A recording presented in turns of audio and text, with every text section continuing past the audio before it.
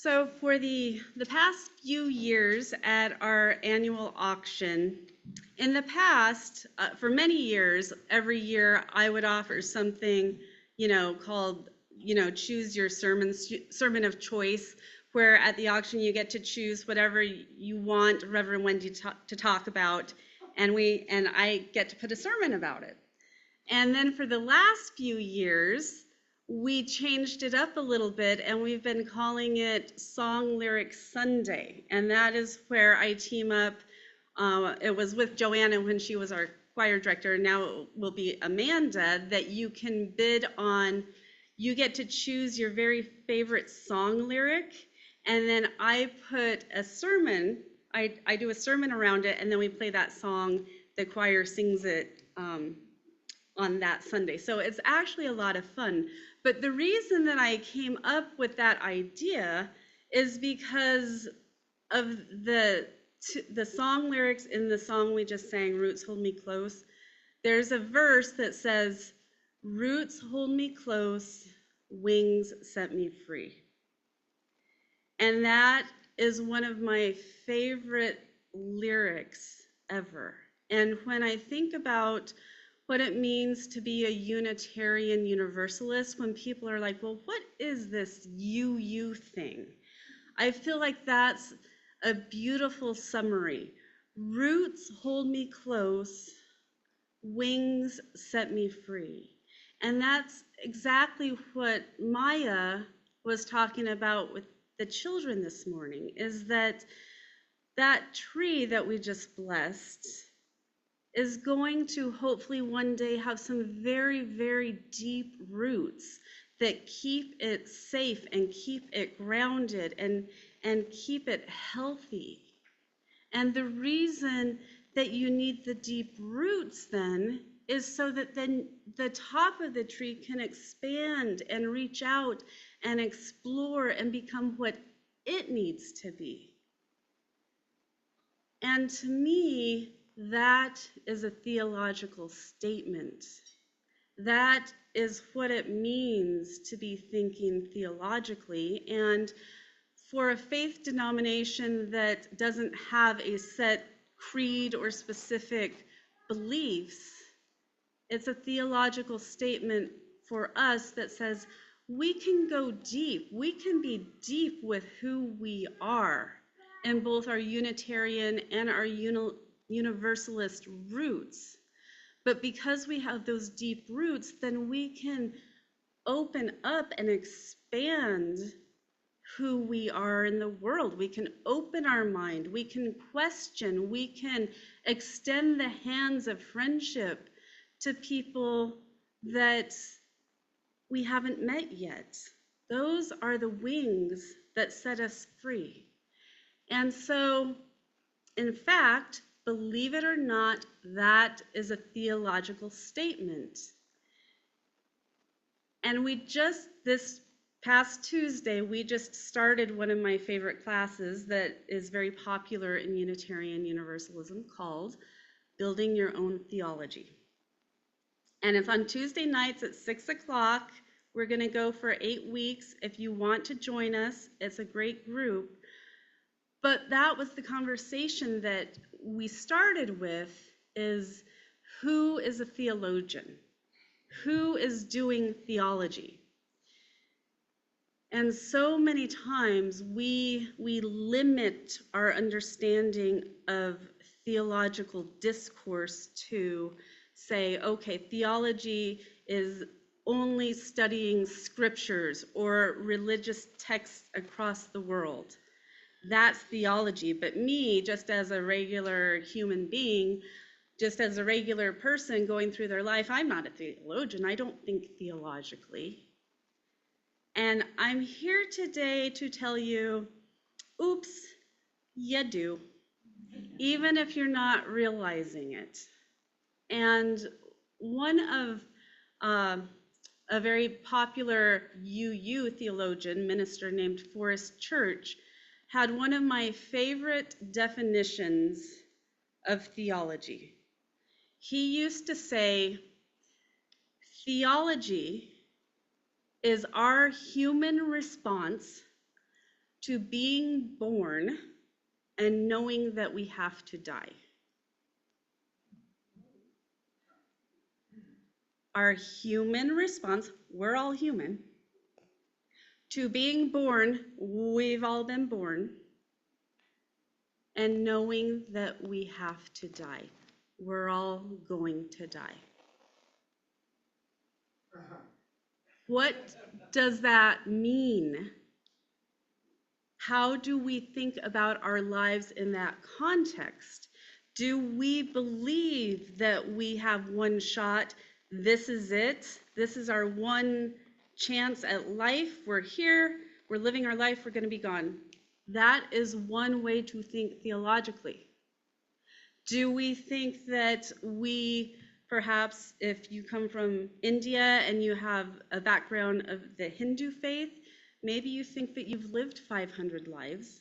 You think you're going to live 500 more lives, and this is just one of those many, many lives that you're here, you're gone, you've been here before, it's okay, you're going to come back. That is theological thinking. Do you think perhaps we have maybe some atheists in the room that don't believe that there's anything outside of science, of what our scientific five senses tell us, that there's nothing after we die? That's just it. You may become part of nature again. You may evolve with your atoms or whatever. That is theological thinking. We are all thinking theologically all of the time. We just don't always realize it. And the reason that I'm talking about this today is because I think it's really important for us to start exploring this, thinking about this, because what happened this week is that there was a violent act. There was more than a violent act. There were many violent acts this week, but there was one that made the news. And people's theology, whether they realize it, exploded all over the place. The understanding of who am I? Who am I in relation to this? Who am I in relation to them? Who am I going to be? What just happened? Whether or not people were watching the news, whether or not people were on social media, I think most of us are aware of a shooting that took place of a famous podcaster. And I will say probably right now, there are millions of people in this country who are deeply mourning this person's death. I've seen it on my social media. There are also millions of people who are thinking, what did he stand for? And how did his death have such an impact? And it shows me this week, what I kind of came to see was that this country is kind of living in two very different realities. It's not even like we're divided. It's like we're not even in the same realities. And I've been a minister for a long time, and I stand up and I talk a lot on Sunday mornings. This is a little different where this country, where this nation is right now. It's not, you know, do we want wind or solar or coal? It's what is really the ultimate reality of what's going on in this world. And so I didn't say a whole lot on Wednesday or Thursday, but then on Friday, I was thinking about what happened. And I wrote this on Facebook. If any of you are my Facebook friends, you've probably read it, but I'm gonna read to you what I wrote, and then we can maybe explore that a little bit. So I wrote, in the chaplaincy classes that we teach, I am a clinical pastoral supervisor, which I help train professional chaplains. We talk to future chaplains about when and how to talk to individuals and their families who are in the midst of a crisis or approaching their death. We have the students ask themselves 3 questions, and I often ask myself these same 3 questions. Does this need to be said? Does this need to be said now? Does this need to be said by me? And so for a few days, I haven't responded to the Charlie Kirk murder because the answers to those questions for me were no. At that time, nobody needed to hear my opinions or thoughts on Wednesday. There were enough opinions and thoughts flying through the world of social media. Plus, I simply didn't know what to say or how to respond to this particular shooting. I had never listened to his podcast or watched him live. I knew his name because I have college-age children, and my daughter is the one who texted and told me that he had been shot. And she was supposed to go watch him debate at CSU this week in Fort Collins. And I was sad to hear that he got shot, and then I felt sick when I learned that he had died. So I turned on the news, only to see an active shooter event taking place at a high school in Evergreen, Colorado, with 3 teenagers who were being rushed to the hospital. And so I chose to post about those kids first.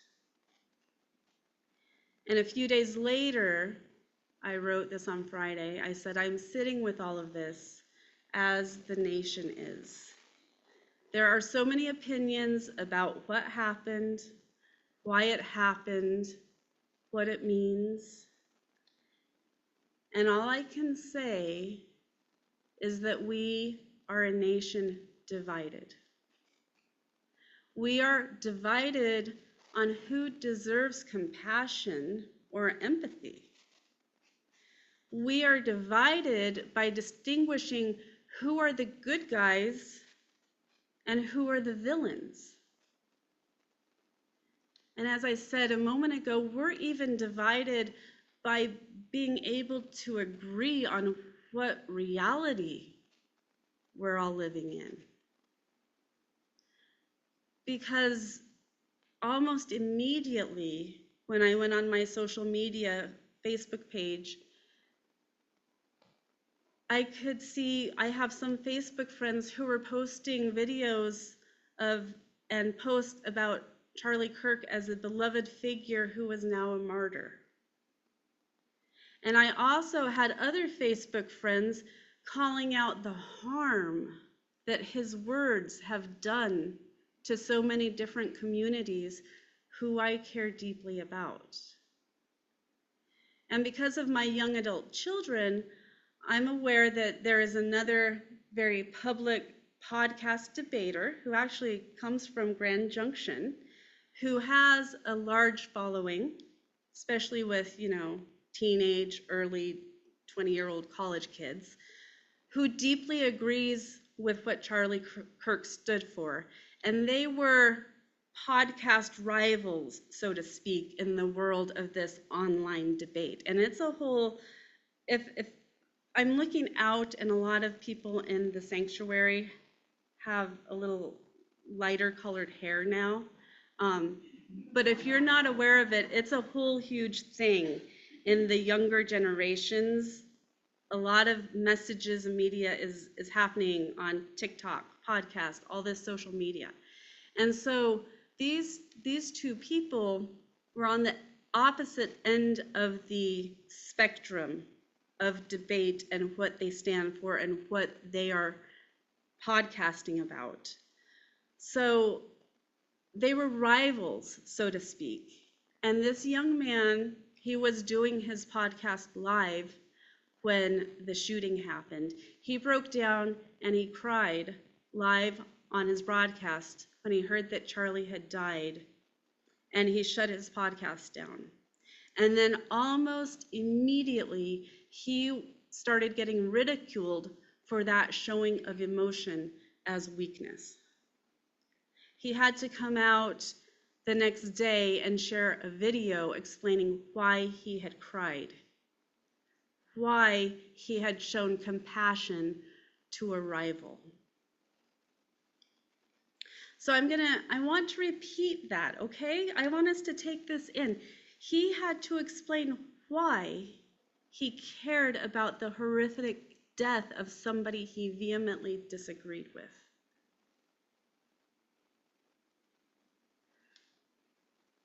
When did we become a society that is ridiculed for showing emotion? That is canceled for offering compassion? A compassionless, cruel, emotionally cut off society is not one that I want to live in.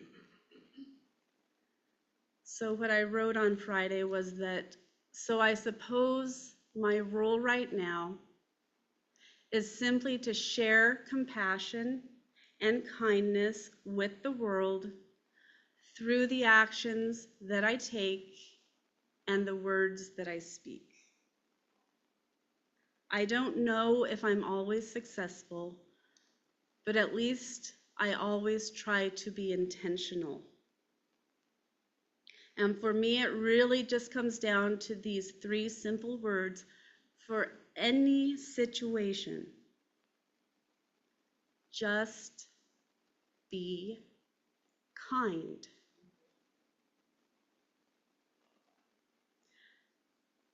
Just be kind.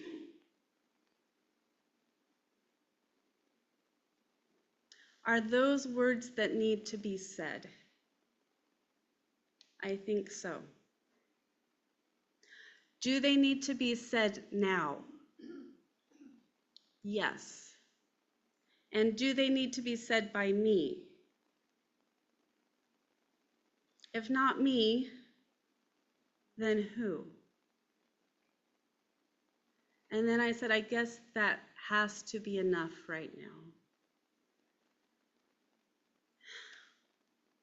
So I don't always know what to say. I don't always know how to say it.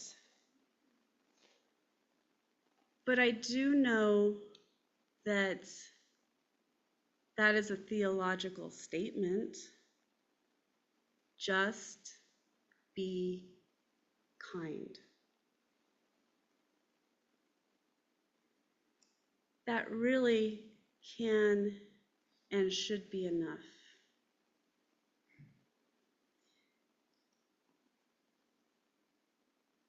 There is a lot of anger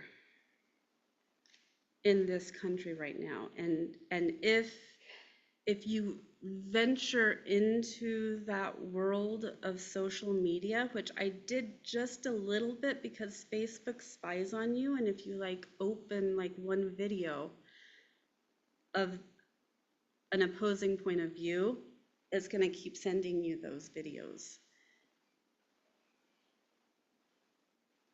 And there's anger, and there's people ready to stand up for what they believe in, and they are using the words fight. I like to get away from those words, but we can't fix it all. I am not tech savvy. I didn't create these podcasts. I didn't create Facebook or TikTok or any of this. All I can do is think about who I want to be, who I choose to be in relation to everything swirling around me. And for each one of us in this room, that is the same for all of you. Each one of you right now get to choose who you want to be in relation to what is happening in the world.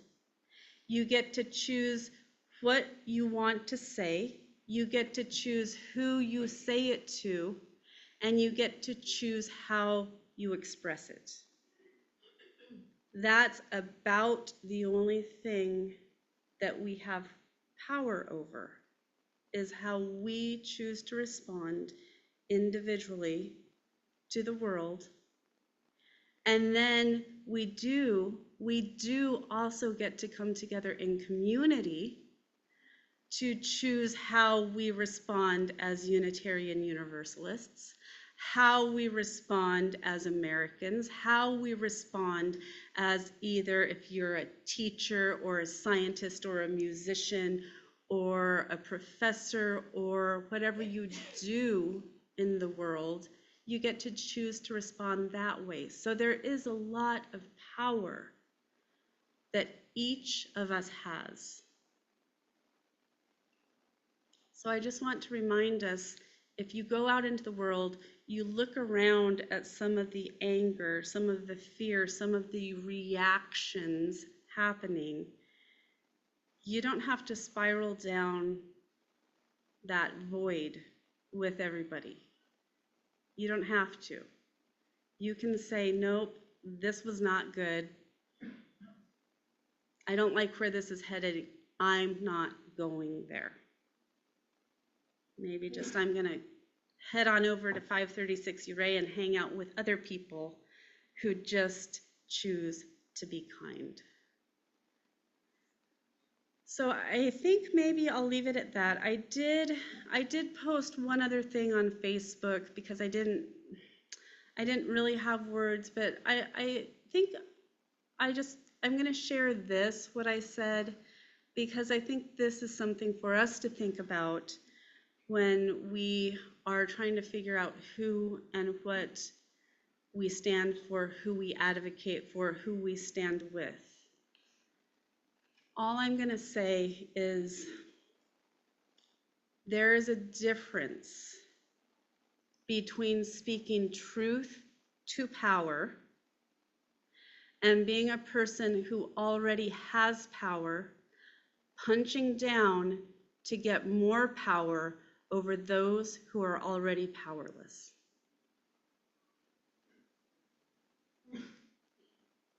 I'm going to say that again, because I think this might be partly where the divide comes from of how we're in different realities. I'm going to say this again.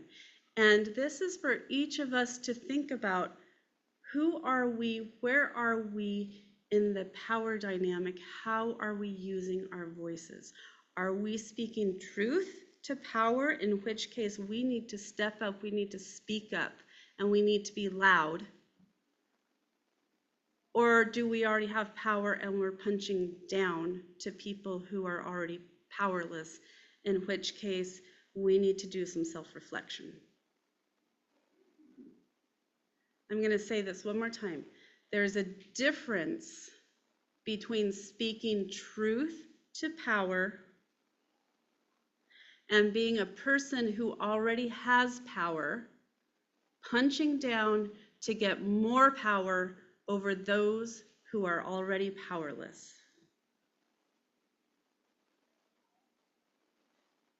And I will just throw out, I think that's a theological statement also.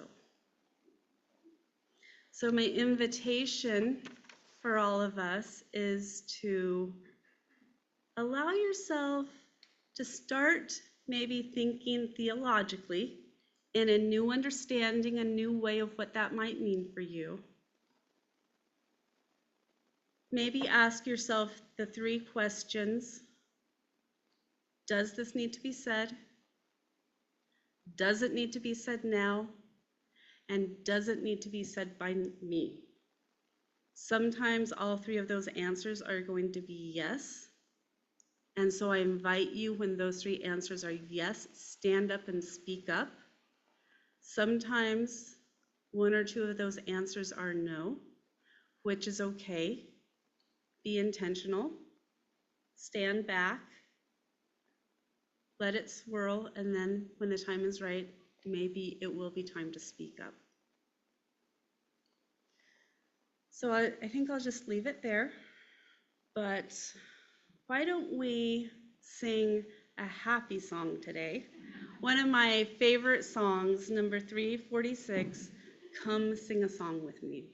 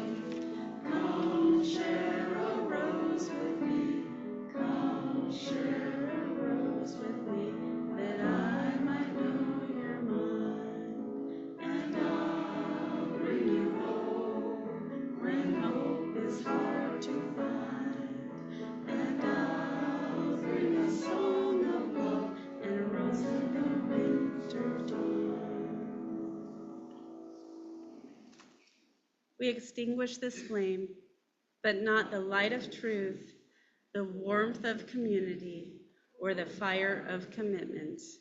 These we carry in our hearts until we are together again.